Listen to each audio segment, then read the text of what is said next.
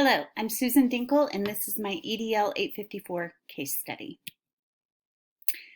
Briardale Elementary is one of 6 elementary schools in the district, and Carl Santos is the principal. There are also 2 middle schools and 1 high school in this district. So each school has a foundation, and they are put in charge of raising money for supplementary curriculum for each school. Mr. Barely is the parent in charge of the foundation fundraising this year for Briardale. He is relatively new to the district. His friend, Mr. Morley, was also in charge at another school in the district, and Mr. Barely kind of turned this into a competition with Mr. Morley.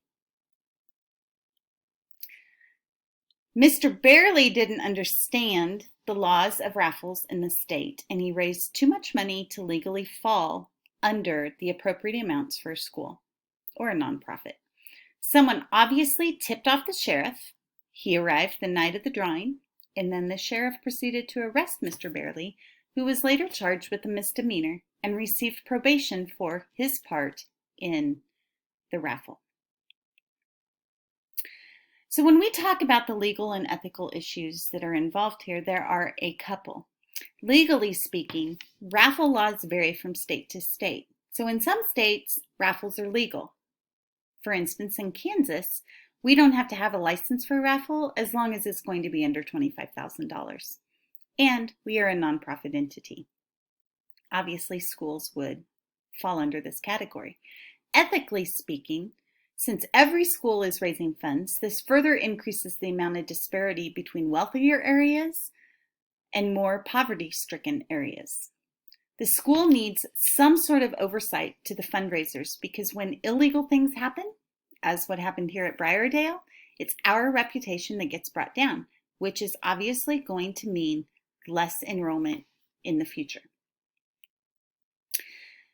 So my synthesis statement is that Briardale Elementary School's fundraising chairman, Mr. Barely, illegally ran a raffle that caused him to be arrested and convicted of a misdemeanor. So the facts of the case, the people that are involved are Mr. Santos, the principal, Mr. Barely, Mr. Moberly, the superintendent, the students, the parents, and the community donors. This was at Briardale Elementary School, and it affected the program because Mr. Barely's desire for a more innovative curriculum caused the need for more money to be raised, which was accomplished, but he was also arrested for it. I'm unsure what happened with the funds and if they were able to be kept in the school, but it was a community embarrassment as it made the front page of the local newspaper. So when I review and prioritize my information, I have to know why the supplementary curriculum isn't being funded by the district. Is the district not handling their funds correctly and needs to cut back on some outside expenses, or what's going on? So I think a thorough investigation needs to probably happen just to find out more information about why the school itself is not funding it. Schools need to be more in tune as to what the needed money is for. So if it wasn't the wish of the district to have the innovative curriculum, then this probably wouldn't have happened and Mr. Barely wouldn't have tried to have such a high amount of money raised. As an administrator, I need to be kept in the loop when it comes to the fundraisers to make sure that they're legal within the laws of Kansas. I would need to work side by side with the foundation to make sure that what they are doing is legal. So, when we come up with our options and consequences, I came up with 3. So option 1 is to take no action. Consequences. Our reputation could be on the line, enrollment could go down, and a decrease of community support. All of these are really negative things that could potentially happen to our school, all of which we would not want to happen. Option 2 is a foundation shift. And the consequences of this would be that all foundations must get clearance from the district. There'd be more meetings for district leaders. And a potential idea is that all foundations work together to form one large foundation to benefit the entire district.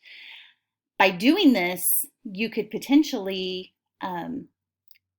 have more volunteers, raise more funds, break it down into multiple fundraisers, making it easier to fall under that $25,000 limit. The third and final option and consequence I have is that the school actually tries to raise money independently for those supplemental materials. So some consequences of this: teachers and students have more work to do to make sure that this happens.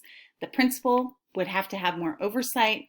And then finally, the chance of fraud becomes higher with more people involved with the money. And that would obviously become very problematic. So when I go to evaluate what my options are, I need to determine how best to move forward if I can legitimately oversee every activity and their fundraising efforts. It's important that I evaluate, cultivate, and advocate for equitable access to educational resources, technologies, and opportunities that support the educational success and well-being of each student. So this means keeping all schools and students at the forefront of my mind. Again, we know that in larger cities where there are multiple schools, they are placed in various areas. Some are wealthier, some are more poverty-stricken. And you have to make sure that equitable funding is occurring. So what I would try to do is visit with the superintendent and my colleagues, the other principals in the district, to figure out a way that maybe we can all work together to make this work. So if the district funds are too short to handle supplemental activities or curriculum, do we need them? Is there a way that we can all work together to fund these equitably between the schools? My option that I would choose would be number 2. I feel like having a foundation shift would allow more people to raise more funds for the district. This would allow for more equity within the schools, as well as more manpower to raise funds and generate ideas. This would also allow building leaders to be actively engaged with the foundation to make sure that they are following the law. So how would I go about implementing my decision? Well, I would call for a meeting of all district principals to get together and then create a policy to go to the superintendent for approval. This policy would include things like fundraising guidelines that people would have to follow or that the fundraising committee would actually have to abide by. I would work closely with my superintendent, making sure that everything being done is legally acceptable and that I'm doing as much as I possibly can to protect myself, the district, and the individual schools to raise the needed funds.